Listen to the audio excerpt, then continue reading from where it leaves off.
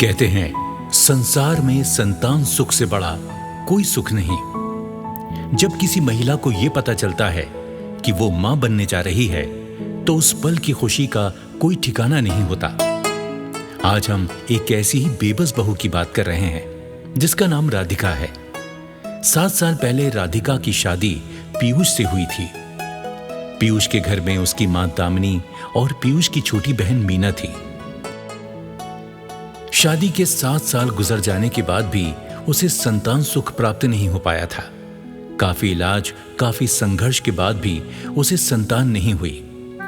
इसी कारण राधिका की सास और सभी लोग राधिका से बहुत नाराज रहते और उसे हर समय ताने देते रहते। पता नहीं हमारे बेटे के भाग्य को किसकी नजर लग गई। जिस समय इस घर में नन्हे बच्चों की हंसी, उनके रोने की आवाजें, उनकी शरारत करने की आवाजें आनी चाहिए, उस समय ये घर वीरान पड़ा है। पता नहीं कब हमारे बेटे के जीवन में संतान का सुख पाना लिखा है।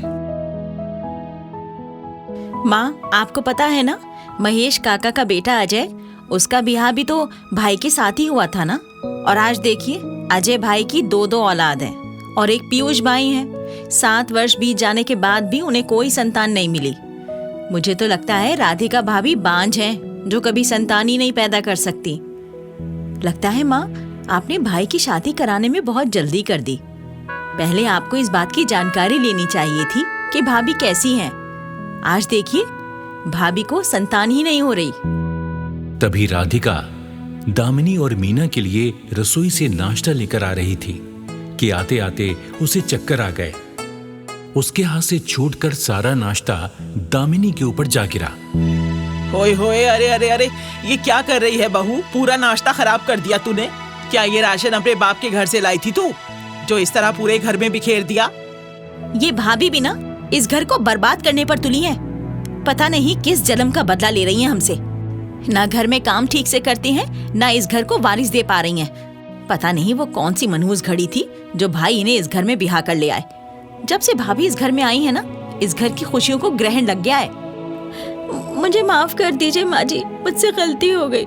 अचानक मुझे चक्कर आ गए थे, उसकी वजह से ये सब हो गया। मुझे माफ कर दीजिए।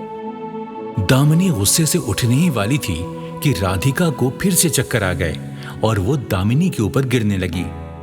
अरे पागल कहीं की, अब क्या मेरे ऊपर गिरकर मुझे लंगड़ा लूला बनाएगी? दामिनी ने राधिका को पकड़ने के बजाय उसे जोर का धक्का दिया और राधिका पीठ के बल जमीन पर गिरी। नीचे गिरते ही राधिका जोर जोर से रोने लगी। माँ, मुझे बहुत दर्द हो रहा है माँ जी।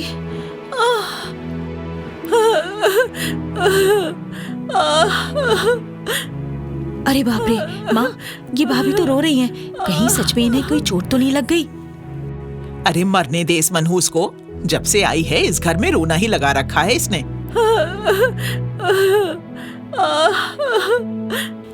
अरे माँ, ये भाभी को सच में बहुत दर्द हो रहा है। कहीं इन्हें कोई गंभीर चोट ना लग गई हो। हमें तुरंत डॉक्टर को बुला लेना चाहिए। अगर इन्हें कुछ हो गया तो भाई हमें जीवन भर माफ नहीं करेंगे।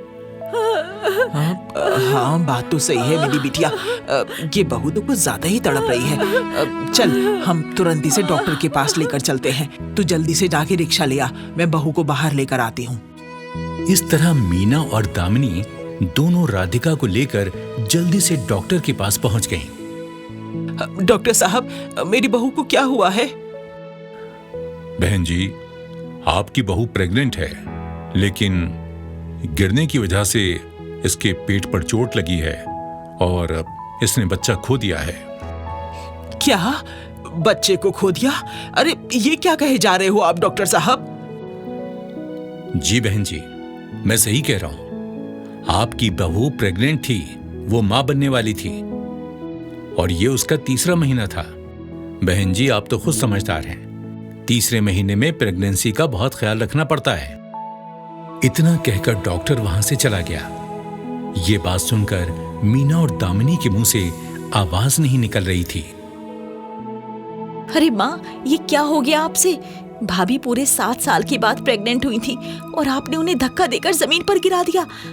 अगर ये बात पीयूष भैया को पता चल गई तो वो आपको कतई माफ नहीं करेंगे, क्योंकि आपने खुद देखा था कि पीयूष भाई संतान के लिए कितनी जद्दोजहद कर रहे थे। अगर उन्हें ये पता चल गया तो वो तो गुस्से में आग बबूला हो जाएंगे। हाँ बिटिया, अब क्या करें, मुझे तो बहुत डर लग रहा है। माँ, वैसे मेरे पास एक उपाय है जिससे भाई को कभी ये पता ही नहीं चलेगा। बताना बिटिया, क्या उपाय है? मीना ने दामिनी के कान में कुछ कहा, जिसे सुनकर दामिनी के चेहरे पर मुस्कुराहट आ गई। उसके बाद दोनों माँ बेटियां राधिका को लेकर उसके मायके छोड़ आईं। माँ जी, आप मुझे मेरी माँ के घर क्यों ले आए? राधिका के घर में केवल उसकी माँ ही थी। उसके पिता का बहुत समय पहले ही निधन हो चुका था। राधिका की माँ बहुत गरीब थी। उसके केवल एक ही संतान थी और वो थी राधिका। बेटी को घर में इस तरह देखकर वो एकदम घबरा गई।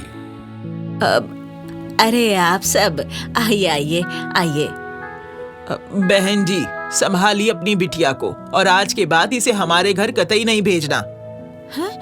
अरे क्या हुआ बहन जी, मेरी बच्ची से कोई गलती हो गई क्या? गलती? अरे बहुत बड़ी गलती की है इसने। 7 साल बाद इसे संतान का सुख मिला तो ये अपनी कोख उजाड़ने हॉस्पिटल में चली गई और अपने ही बच्चे को मार दिया। ऐसी लड़की हमारे घर की बहू नहीं बन सकती। माँ जी, ये आप क्या कह रही हैं? मुझे तो इस बात का पता भी नहीं था कि मैं प्रेग्नेंट हूँ। वो तो आप ही ने मुझे धक्का देकर नीचे गिरा दिया, इसीलिए मैंने अपने बच्चे को खो दिया। और आप मुझ पर ही इतना बड़ा आरोप लगा रही हैं कि मैंने अपनी संतान को खो दिया। क्यों झूठ बोलकर माँ पर इल्जाम लगा रही हो भाभी? माँ, मुझे तो लगता है भाभी पहले भी कई बार प्रेग्नेंट हो चुकी होंगी और वो इसी तरह अपने बच्चे को नुकसान पहुंचाकर अपना बच्चा खत्म करती आ रही होंगी। आज हमने इन्हें रंगे हाथों पकड़ लिया तो ये बचने के लिए बहाने बना रही हैं। क्यों मुझ पर झूठ आरोप लगा रहे हो तुम दोनों? मेरे बच्चे को नुकसान पहुंचाकर मुझ पर ही आरोप लगा रहे हो। नहीं नहीं बहन जी, मेरी बच्ची इस तरह की गलती कतई नहीं कर सकती। आपको जरूर कोई गलतफहमी हुई होगी। अरे बहन जी, हर अपराधी पकड़े जाने के बाद ऐसे ही कहता है। अब संभालिए अपनी बिटिया को और दोबारा हमारे घर इसे भेजने की कोई जरूरत नहीं है। ऐसा कसम मत कीजिए बहन जी, ऐसा मत कीजिए। मेरी बच्ची का जीवन बर्बाद हो जाएगा। उसके साथ ऐसा सलूक मत कीजिए बहन जी। लेकिन दामिनी ने राधिका की माँ की एक नहीं सुनी और उल्टे उसे लात मारकर वहां से चली गई। माँ, मैं सच कह रही हूँ, मैंने ऐसा कुछ भी नहीं किया। माँ जी और मिनी बहन झूठ बोल रहे हैं, बल्कि माँ जी ने ही मुझे धक्का देकर जमीन पर गिरा दिया था। ये सब क्या हो गया मेरी बच्ची के साथ? उसके जीवन में ये कैसा तूफान आ गया? इधर जब राधिका का पति पीयूष घर आया तो दामिनी और मीना ने रोने का नाटक करना शुरू कर दिया। माँ, क्या हुआ माँ? आप लोग रो क्यों रहे हो? तभी मीना ने भाई को वो सारी झूठी कहानी सुना दी। झूठी कहानी को सुनकर पीयूष को बहुत गुस्सा आया और वो घर से निकलकर सीधा राधिका के पास पहुंचा। राधिका, राधिका, तुम्हारी हिम्मत कैसी हुई मेरे बच्चे के साथ ऐसा कुछ करने की? पिछले 7 साल से मैं संतान के लिए तड़प रहा हूं और तुम मुझे धोखा देती रही। अब मैं आपको जो भी कहूंगी उस पर तो आपको विश्वास ही नहीं होगा, इसलिए आप मेरे साथ चलिए। राधिका पीयूष का हाथ पकड़कर उसे सीधे उस डॉक्टर के पास ले गई जहां राधिका का इलाज हुआ था।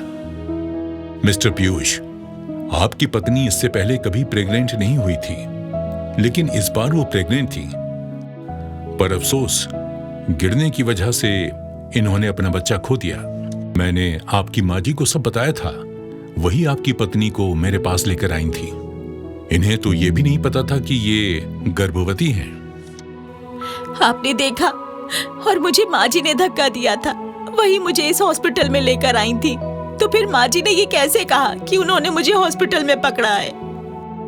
घबराओ नहीं राधिका, अब मुझे पूरी बात समझ में आ गई। ये सारा खेल माँ का है। माँ और मीना को तो मैं नहीं छोड़ूंगा।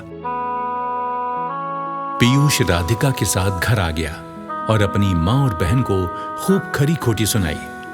राधिका को लेकर वो उस घर से हमेशा हमेशा के लिए चला गया। इस तरह मीना और दामिनी को अपने किए की सजा मिली और उनका झूठ पीयूष के सामने आ गया।